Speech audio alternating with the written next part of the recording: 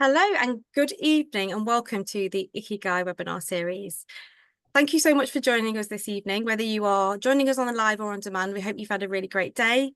My name is Nina Farmer and I am delighted to be hosting Anna Peterson this evening. So she's going to be talking about how social media can play a significant role in improving oral health. You're in for a treat and I'm very excited to hear it, Anna. So how was your day? Yeah, I've had a brilliant day actually. It's been a good day. You had a good day? Yeah, I was in clinic today. So yes, I just had a really busy day in clinic. I've just been excited to come and hear you this evening. Oh, it's very sweet. Thank you so much, Nina. Right, so hello everyone. So we've just got 2 more minutes, Anna, before we start. So I was just All going to right. say, before Oh we wait. start, yes, I just want to say, we've got 1 more minute now. So I was just going to say, put the chat Too box open. eager. So if you'd like to ask any questions during the presentation, please do use the chat box. We have got some time at the end as well, where Anna's going to be answering some questions. So please do that. And I will be monitoring it during the presentation as well. So we've probably just got about 30 seconds now before we get started. Right. You give me the heads up and I won't jump in just yet. No, it's nice to see how excited you are to be presenting to us this evening. Yeah, and then we've got some more webinars coming up, haven't we, next week and the week after that. So we have that at the end as well. We're going to be talking about the Mince course that we've got coming up in September as well. So please get ready to take a screenshot so you can have a look at the dates for all of those. I've done the Mince course. It is fantastic. Really enjoyed it. So it is now 7:30, so you may start. All right. Well, hello everyone. So today I want to talk to you about how social media can play a significant role in improving oral health. In an age where social media is often criticized for its negative impact on our mental health and well-being, it's important to recognize that this powerful tool can also be harnessed for the greater good, even when it comes to something as seemingly unrelated as oral health.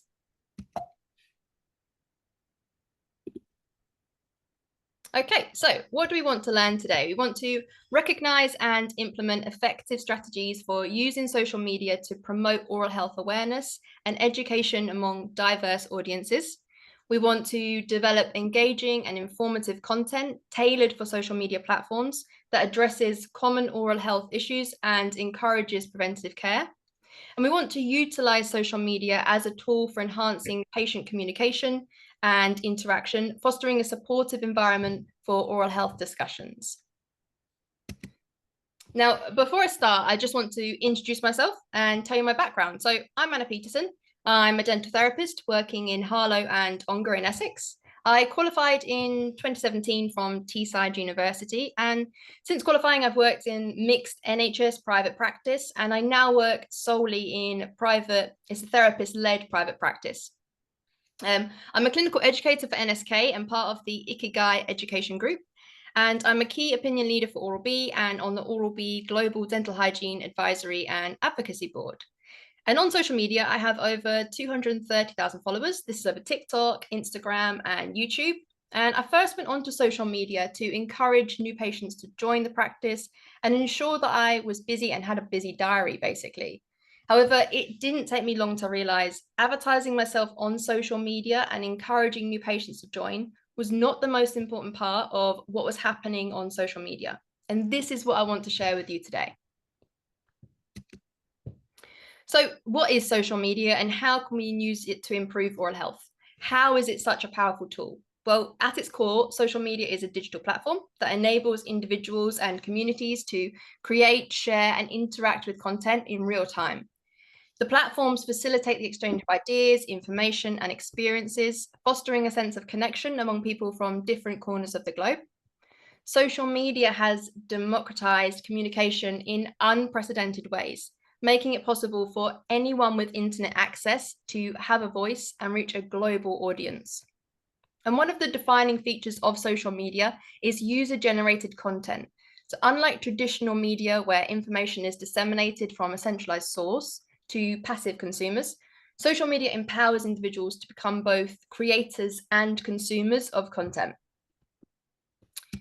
So the first step in how we can use social media to improve oral health is by looking at how we communicate key oral health messages. In practice, we may see up to 100 patients a week, And for all of those patients, we deliver oral hygiene instruction and oral health education. If a patient has been at the practice for a long time and has been quite regular with appointments, then we may be only reinforcing certain messages and tweaking their technique for brushing or incidental cleaning. However, if we are seeing a new patient or a patient that's only had a few appointments, there is the possibility that we'll be delivering a lot of information to that patient.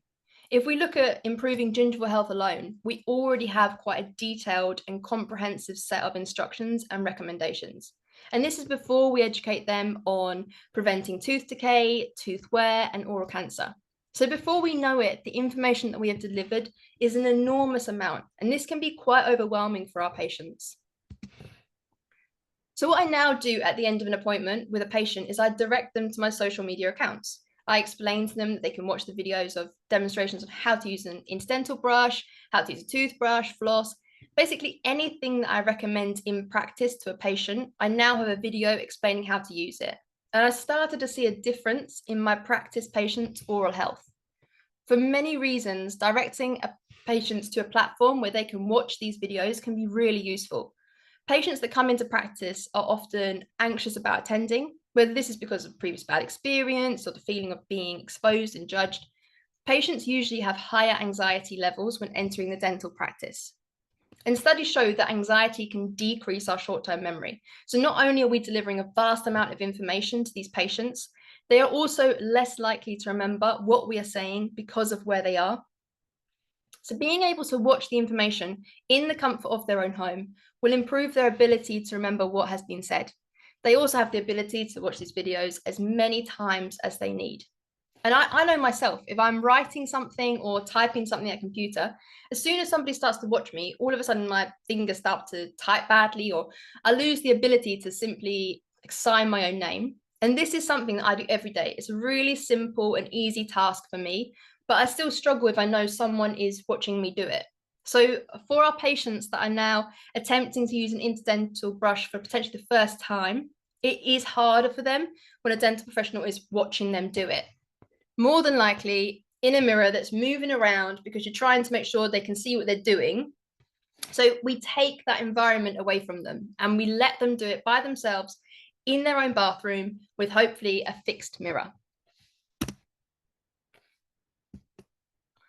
We can also repost these videos onto our stories on social media, which can help reinforce messages, unlike in practice where the messages are potentially only reinforced every sort of 3 to 6 months. And a study by Tanetti compared two groups. Both groups received standard care of non-surgical periodontal treatment.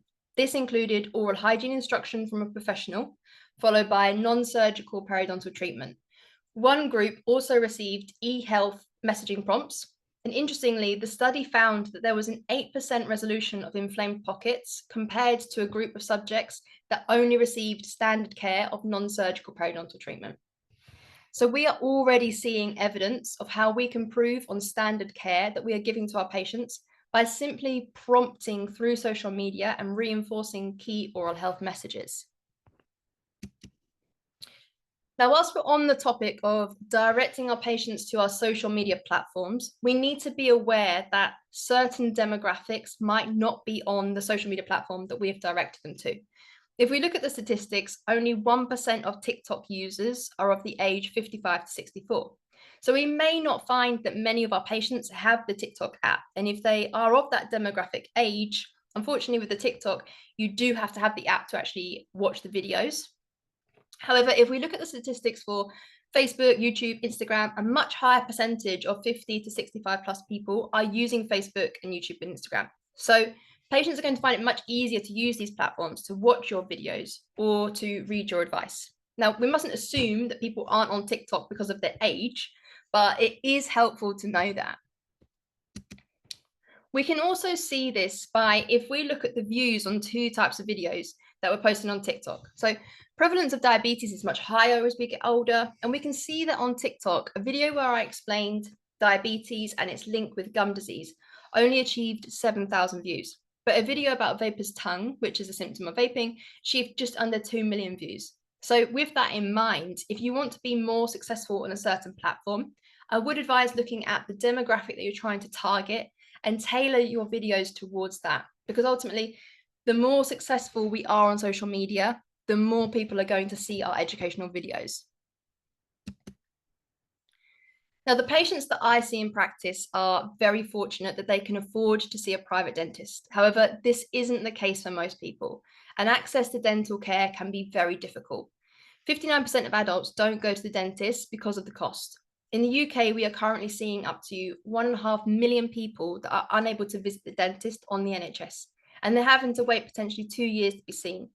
Most people can't even find a practice that will take them on as an NHS patient. Now, these people are unable to pay for private dentistry. So what we're finding is that there's an enormous amount of people that just are not visiting the dentist. And this is where social media really shows its strengths. The platforms present an opportunity to reach a large number of internet users quickly with health information. We're able to reach people in rural and remote populations, which may usually be considered hard to reach. Widespread use of mobile phones and other smart devices, coupled with access to high-speed internet, have considerably increased the universal functionality of social media, while undermining limitations related to geographical locations, times, and socioeconomic status. So it goes so much further than just teaching our patients in practice how to improve their oral health. Because with social media, we can reach a global scale and we can use it to educate people that can't go to the dental practice. The World Health Organization estimates that 3.5 billion people in the world have a dental disease. And unfortunately, there is a very strong association between socioeconomic status and the prevalence and severity of the disease. And this number continues to increase globally with growing urbanization and changes in living conditions. It is now estimated that 6.8 billion people have a smartphone with access to the internet. This is almost double the amount of people that have an oral disease. As we know, oral diseases can almost always be prevented. All we need to do is get the education out there. 3.9 billion people already have social media, and statistically, that's growing by 3.9% each year. The popularity of social media has changed the way healthcare providers and consumers access and use information, providing new avenues for interaction and care. This advancement of technology has created an environment in which individuals can participate and collaborate in the sharing of information. And this may be particularly relevant for children and teenagers. The World Health Organization estimates that 514 million children have tooth decay in primary teeth. In 2013, report on adolescents' use of social media and mobile technology researchers from the Pew Internet and American Life Project found that 95% of teens use the internet. Additionally, 73% of teens have a cell phone, of which almost half are a smartphone. In 2012, it was reported that teens use a smartphone, more than 90% use it to connect with social networking sites. Even without a highly connected mobile device, 77% of teens still logged on to a social networking site. Now, if we just take another look at these two videos, we can use it to analyze the user's engagement with online health information and monitor the trend of users' behaviors on social media, which can be used to improve the usage of social media to change health behaviors in future health promotion campaigns. Right, so what we really want to know, now on social media, it is really important that we remain professional and compliant. As a dental care professional, maintaining professionalism on social media is crucial for protecting your reputation, adhering to the standards set by the General Dental Council, and ensuring that your online presence aligns with ethical and legal guidelines. So patient confidentiality. Never share identifiable information about your patients without their explicit consent. This includes photos, cases, or details that could allow someone to identify the patient, even if you think it's anonymized. Please also have in mind that a patient can retract the consent at any time, and you will have to take that video or picture down if they request it. Maintain respect for your colleagues as well. Avoid sharing any content that could be seen as negative, disrespectful, or unprofessional about colleagues, the dental profession, or your workplace. Try to keep your personal and professional accounts separate. It is a good idea to keep your personal social media private as well, from your professional presence. This helps maintain professionalism and prevents personal posts from affecting your professional reputation. But we are all human and have lives outside of the dental practice, and we can post about our lives, but just think before you post. And if you have any doubts, don't post it. The crazy night out you had on tequila shots maybe isn't one for your professional account. Also, be aware of your tone and language. Always use professional, respectful, and clear language when interacting with others on social media.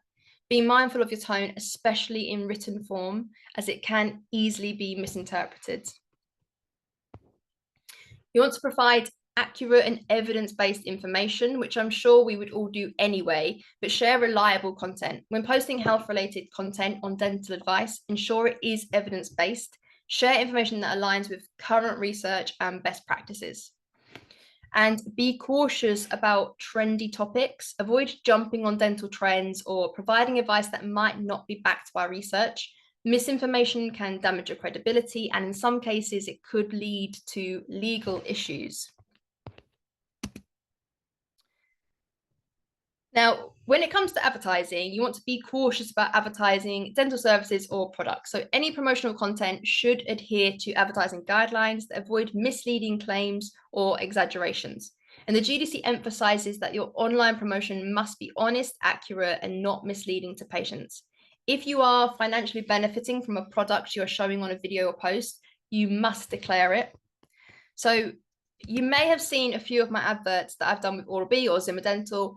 Note that I have paid partnership and hashtag ad on the caption and video. Now, most companies will inform you that you have to have this, but if they don't, the post could get taken down, or there could be worse repercussions for not meeting advertising guidelines. So in terms of your indemnity, this is something that I only found out quite recently. But if you're posting on social media, we should make sure we have the correct cover. So what I want you to do, if you're already posting on social media, I want you to check with your insurer, speak with your insurance provider to ensure that your professional indemnity covers risk associated with social media. Some insurers may offer additional coverage or add-ons specific to online activity. Make sure that the advice that you give out is very general and never specific to a person. Always keep the advice evidence-based. Always educate within your scope of practice as well, and stay updated. So keep up with any changes in the legal or regulatory landscape related to social media and dental practice. This will help ensure that your social media activity remains compliant and that your insurance continues to provide the necessary protection. So through social media, what we can do is we connect with each other. Connecting to other dental professionals through LinkedIn, Facebook, and Instagram is one of the most important elements to how we can improve oral health. Oral health can only be improved if the information that we are giving out to our patients in practice or online through social media is correct and up to date. Social media has expanded our ability to connect with other members of the dental profession. Through this, we can support each other and improve our knowledge on oral health advances with technology and research. We are not on our own in the profession, and it is important we recognize that and look after each other. We all have the same aim with the outcome we want for our patients. Now, earlier I spoke about how social media can reach those people that are unable to visit the dentist because either they can't afford to go privately or they simply can't find a dentist on the National Health Service. But there are another group of people that do not go to the dentist, and it's not because they can't afford to go. These people are what we call dental phobic. 36% of adults do not go to the dentist because of it. About 1 in 4 people are scared to visit the dentist, and this can be because of bad childhood experiences, the noise of the drill, giving up control, frightening depictions of dentists in films, and just some of the things that can cause people to be anxious. However, when this anxiety has a significant impact on a person's well-being, then it becomes a phobia.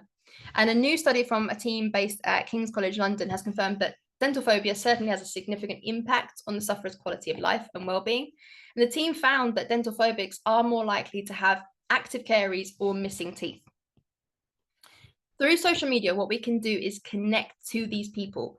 One of the more daunting things about going to the dentist is the unknown. They don't know what we look like. They don't know how we sound. But through social media, what we can do is show them that. It's another reason why it's so important to have a website that has a Meet the Team page on the website. Being able to actually speak to someone outside of the dental surgery can create a relationship with them that encourages them to come into the practice. And I can't emphasize this enough, how important it is to spend a little bit of time on social media answering people and the public that may have questions.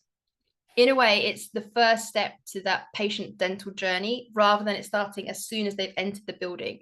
And I quite often receive messages on social media saying, Anna, I'd really like to come and see you because I just feel like I can trust you. These people have never met me before. All they have done is just watched a few of my videos and listened to the advice I've given. But it can reduce that phobia and anxiety and encourage people to come in. Now, I'm not expecting you to be messaging people on social media 24/7. We've already got 9-to-5 jobs, but you can never underestimate the impact you can have on someone by simply taking the time, whether that's just 30 seconds or a minute out of your day, to just respond to a message on social media that shows them that you're caring about them and that they're actually important to you outside of surgery hours. Social media may also be used as a wider campaign to change cultural norms and behaviours, such as during the pandemic, the importance of proper hand washing to prevent the spread of COVID-19 was demonstrated on social media platforms and then shared around the world as a campaign called Clean Hands Save Lives. And we can adopt the same approach through sharing information. For example, I've posted this video on social media about how to check for oral cancer, and I'll just show you it now. Step 1, check your upper lip. I want you to feel it between your finger and your thumb. Now I want you to check the inside of your cheeks. Here I am doing the same and feeling my lower lip. Now I want you to check the hard palate and your soft palate. Stick your tongue out and check your tongue, and make sure you check the floor of your tongue. Now this step is very important. What I want you to make sure you're doing is checking your lateral borders of your tongue. Now what I want you to do is check the floor of your mouth. And this step, you're going to check your gums.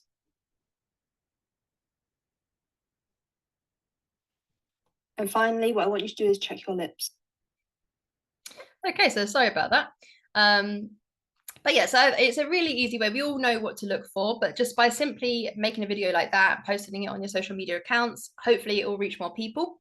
And I did have a pre-video to that, which was what to look for, and then a post video of what to do if you find something. And when I first started in dentistry, there was this story that went around, and I'm not completely sure if it was a real story or just a scare tactic to encourage to always check the previous notes and make sure that we questioned everything a patient presented with. And whether the story was true or not, the message was very valid, and it went something like this. A patient went to see the dentist. As they walked into the room, the patient said, "Oh, I've got a cold sore, just to let you know." The dentist noted it and said, "Okay," continued the exam and sent the patient away. The following year, the patient came back and said, I saw a different dentist and said, "Oh, I've got a cold sore, just to let you know." The dentist noted it again and said, "Okay," continue the exam and let them go. The following year, the patient came to the practice and saw a different dentist. They walked in and said, "Oh, I've got a cold sore, just to let you know." And the dentist responded saying, "How long have you had the cold sore?" And the patient said, "Well, I've always had it, just never really goes." Now, of course, we must all question cold sores and lesions that we see on a patient. I'm sure that we're already doing that. But the sad part here is that if the patient knew what to look for at home, we could have caught it much earlier. Or if the patient's relatives or friends had been aware of what to look for, they could have addressed it. And this is one of the reasons that I created an at-home oral cancer screening video. It allows the public to look for any potential lesions and educate others in what to look for. This is the funnel of attrition, and it can be used to describe the mechanism of action of social media interventions on outcomes of interest. And it is important to acknowledge that engagement with social media does not necessarily reflect real life behavior. So we can't assume that everybody that watches a social media video gets the health outcome that we desire for them. So in other words, if a video gets 3 million views on how to floss, it doesn't mean all 3 million viewers are now flossing perfectly every day. It's why it's so important that we all share and engage in these educational posts, and we just keep posting and posting. With that being said, the activity of users on social media not reflecting real life behavior can be a double-edged sword, and I will explain how. As I mentioned previously, social media allows anybody that has access to the internet to have a voice and reach a global audience. And while this is brilliant, it does come with some drawbacks. Social media has enabled sharing information to be done in real time and by anyone. This allows people on the internet to educate others, even if they are not a professional themselves. Social media has influencers. These are creators that have achieved a large following on the platform. They can influence people's decisions and spread misinformation. Influencers are quite often paid to promote items that they might not necessarily use. However, their followers are not aware of that and will just assume that they are. The difficulty we face is when influencers spread information that could be harmful. For example, the tooth whitening hack of scrubbing lemon juice and baking soda onto your teeth. As we know, this is extremely acidic and can strip the enamel off your teeth, eventually leaving the teeth to appear more yellow as they expose the dentine. It is our job as professionals to help spread the correct information. I must emphasize here, though, that we must never shame people. The majority of people on the internet that go viral with hacks like this are simply just unaware of the harmful effects and more than likely genuinely trying to help others. So we must not shame them, as this can inflict a lot of negativity on social media, and people on social media can be very, very cruel, as I have experienced many times from people on TikTok. However, it is still important that we try to educate everyone on why we wouldn't recommend lemon juice and baking soda scrubbed onto the teeth. Overall, just be mindful of the impact your posts may have on others. It's important to keep your social media a positive, authentic, and respectful place for yourself and your audience. We can also use social media to educate people in real time on new technologies and help to bust myths. A common myth that I hear is that an electric toothbrush is more harmful and damaging to your gums and teeth than a manual toothbrush. As technology is ever changing and progressing, at some stage, many, many years ago, maybe the message that was being spread was that a manual toothbrush is more gentle and less likely to cause damage. So it's important that we keep updating the public on new innovations and technology within oral care. I am not going to sit here and tell you that I have the secret to make you go viral, but I will share with you what I have discovered works best over years of experimenting with different styles and equipment. Captions on videos are crucial for accessibility because they provide text-based versions of the audio content, making the video understandable for people with hearing impairments or deafness. People who are deaf or hard of hearing rely on captions to access the dialogue. Without captions, they would miss out on vital parts of the content. Captions help individuals who don't speak the language of the video fluently. They can read the text whilst listening to the audio, improving their comprehension. People with learning disabilities like dyslexia can benefit from captions because they can read along with the video, which can make it easier to follow and understand the content. Captions are also useful for viewers who are in noisy environments, like a noisy cafe or public space. This way they can still understand the video even without sound. And captions also allow video content to be indexed by search engines, making the video more discoverable. They also help with understanding and referencing specific parts of the video, making it easier to search for quotes or key information later. And in some regions, there are legal requirements to make content accessible, including the use of captions, especially for public-facing or educational videos like we are doing. So in essence, captions make videos more inclusive, ensuring that everyone, regardless of their abilities or circumstances, can access and enjoy the content.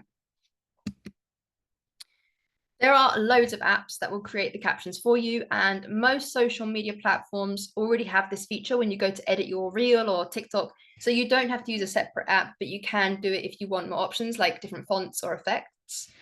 You can add captions to your videos yourself too, but it is quite a long process. And interestingly, a lot of people will watch your videos on mute. If you do not have captions on your video, these people will just scroll past your video. To ensure your video gets the most reach possible, always add captions to your videos.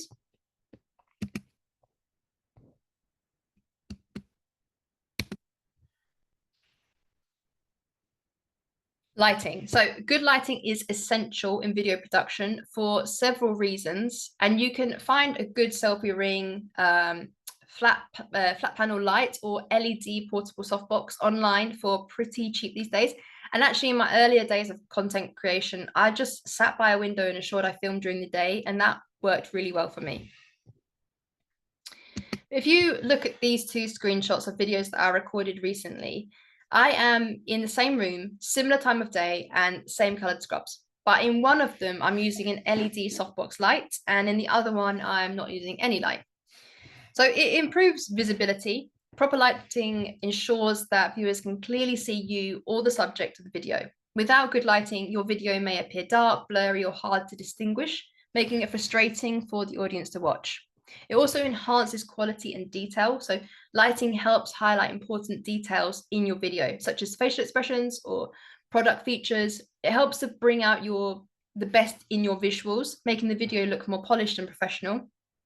It also sets the mood. So lighting affects the overall tone of the mood of the video. So bright lighting can create an upbeat, positive atmosphere, which is what we want the public to see us as, rather than a dark, horrible dental practice. It reduces graininess. So low light situations can often lead to grainy or pixelated footage, especially on cameras or smartphones with lower quality sensors. Good lighting helps the camera capture cleaner, smoother footage, resulting in a better video quality. And it focuses attention. So strategic lighting can guide the viewer's focus to certain parts of the frame, such as the subject's face or an important object, ensuring they don't miss key elements in your video. And professionalism. Using good lighting demonstrates effort and attention to detail, which can enhance your credibility, whether you're making content for business, education, or personal use. It shows that you care about the quality of your work. So in short, good lighting is one of the simplest and most effective ways to make your video look more professional, engaging, and accessible to your audience. Now, if I zoom in on that screenshot, you can see that I'm wearing a microphone. Again, you don't need to spend a fortune on microphones, but using a microphone can help drown out any unwanted sounds in the video and make your voice sound clearer. And a good microphone for social media is essential for several reasons, especially if you're creating content that involves speaking or capturing clear audio, which we are. So a good microphone ensures that your voice is clear and easily understood. Poor sound quality like static, distortion, or echo can distract your audience and make it hard for them to follow your content. Whether you're recording tutorials, podcasts, or talking directly to your followers, clear audio makes a huge difference in keeping your audience engaged. Again, it can make it more professional.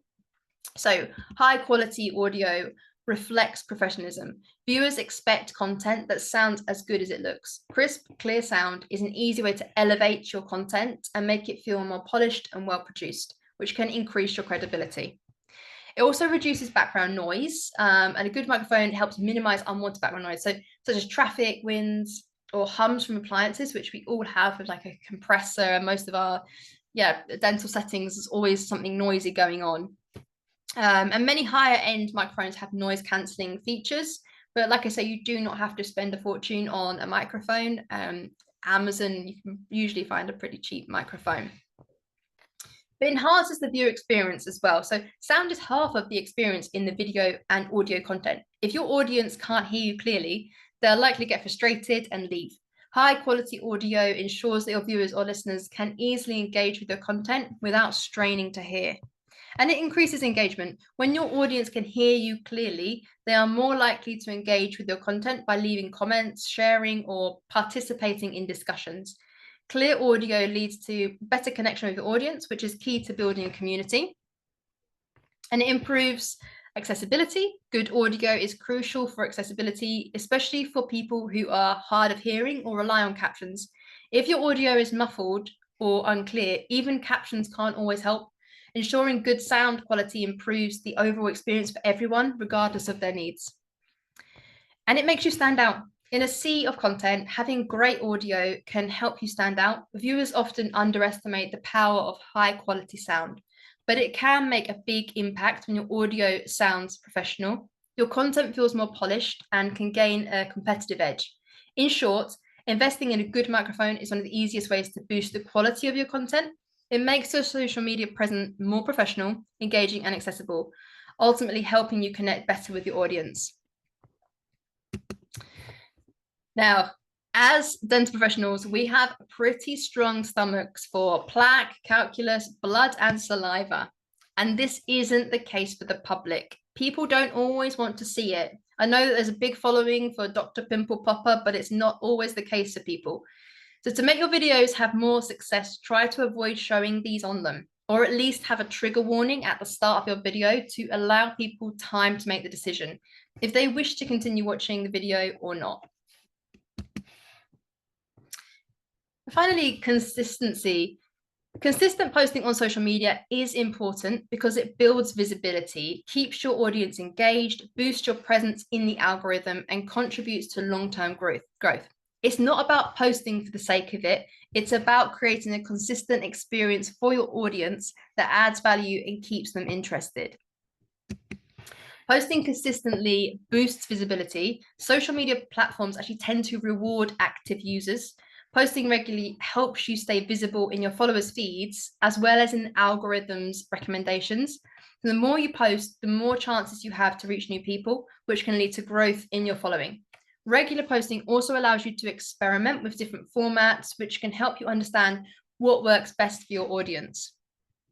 It supports long-term growth as well. Consistent posting doesn't lead to immediate viral success, but it builds momentum over time. It creates a foundation for steady long-term growth. If you're always putting out content, you'll gradually accumulate a loyal following and have more opportunities for your posts to go viral or get shared. Regular posts give you more opportunities to interact with your followers, whether it's through comments, direct messages, or other forms of engagement. This creates a sense of community, which can help build stronger relationships with your audience. And it helps you stay relevant. In a fast-moving platforms like Instagram or Twitter, if you're not consistently posting, you risk getting lost in the noise. Posting regularly ensures that you stay relevant and that your message doesn't get drowned out by other content. Finally, it encourages creativity. When you're posting regularly, you're pushed to think creatively and come up with new ideas. This can help you stay fresh and innovative in your approach, which can attract new followers and keep existing ones engaged. It doesn't matter too much when you post something. Ideally, try to think about your audience. Will they be awake? Will they be at work? Who is your target audience? You need to think of what you post like this. Will anyone share this post with someone else? Will they save this post to watch again later? Or will they comment or ask a question from this post? If you can ensure that your video has one of these or more, your video should do well. Okay, so just to summarize, we can connect, communicate, and share information in real time to our patients. We can break the barriers between us and people that can't access dental care. We can improve oral health or on a global scale, reaching people in rural and remote populations. We can reduce dental phobias, spread awareness, and stop the spread of misinformation. We must have indemnity in place and follow GDC standards. All right, thank you all for listening. And do we have any questions? Thank you, Anna. That was absolutely brilliant. I think I've created a shopping list and I'm going to put captions on my posts now. You actually did have a question quite early on, actually, when we first started, and it was about, have you ever had negative feedback from a social media post? And I think you did touch upon that in the presentation, but I don't know if you wanted to talk about that a little bit more. Yeah, I mean, yes, I have. And it's actually something that I wanted to address, but I wasn't sure if I should or not, because like I say, we do want to go viral, because if we go viral, then more people see the video. But all the times that I've gone viral, it's because it's kicking off. Basically, people in the comments are not liking what I'm saying. Basically, simply just by saying, you know, floss every day, there'll be somebody that does not like that, or they've got their own opinion, and so it can get quite nasty, and it's really hard to just ignore it, but you have to, because like I said, you know, it's our reputation on the line. They're just potentially a troll, you know, you don't know who they are. It's not their profession that's on the line. And And the first time that I ever went viral, I remember I had so many comments and I really did not like it at all. And I just wanted to delete TikTok and never post again. But I just basically turned my phone off and didn't look at it for about 48 hours, and it calms down. So if you are in a situation where you do go viral, try to just ride it out. You know what you're saying. Like I say, if everything you post is evidence-based, you're not making it up, you know your stuff, do not worry. And if people want to say not very nice things, just ignore them, because they're just trying to push you, and at the end of the day, you're doing the right thing by what you post. That's really good advice. So you've also had no questions, was fab, covered all aspects for me. Anna, this was so interesting. Thank you. And wow, you are inspiring, which is a lovely message as well. Oh, that's lovely. I just had a little question about how, how you talked about consistent posting and keeping going. Do you set time aside to do that then, or do you have any sort of tips on that? Yeah, it's very hard. And when I say consistent posting, I do not mean every day.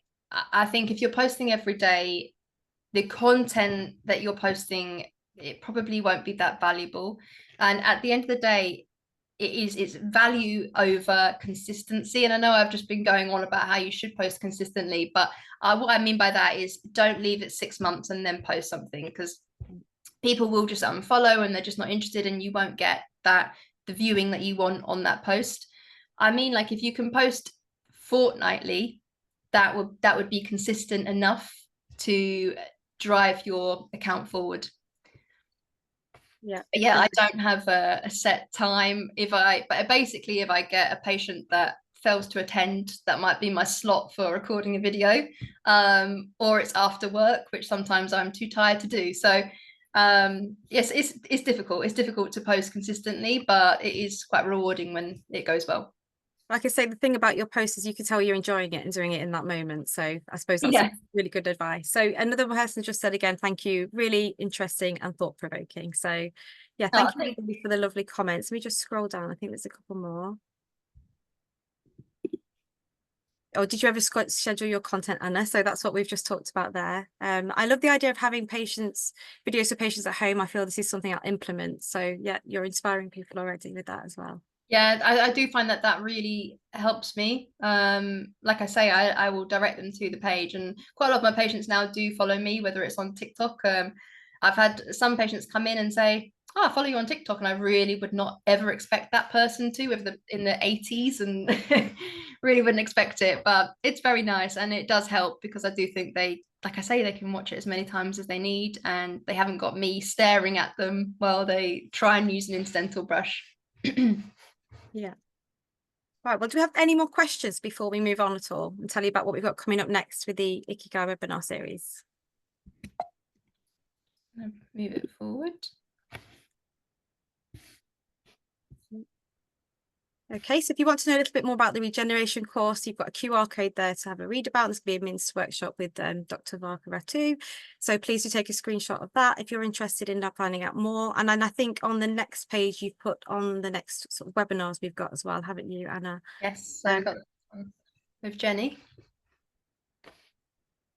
Sorry, I was just looking at your question. So someone again was just saying how good the idea of the captions were as well. So yes, we've got Jenny Walker next week, Thursday, 13th of March, with planes, perio and protocols. We've got our lovely Lauren Long the week after for Reskill and Restore, top tips for embracing full scope working as a dental therapist. And finally, Catherine Mayo on the Thursday, the 3rd of April, with essentials of implant assessment. So lots to look forward to. So do get them in your diary. So if nobody has any more questions, then just to sort of let you know that the on-demand will be available in sort of 7 to 10 days, so please look out for that. Please do look out for your evaluation link in your emails. Sometimes it does go into junk, so do have a look in there, and that'll be able to get your CPD certificate.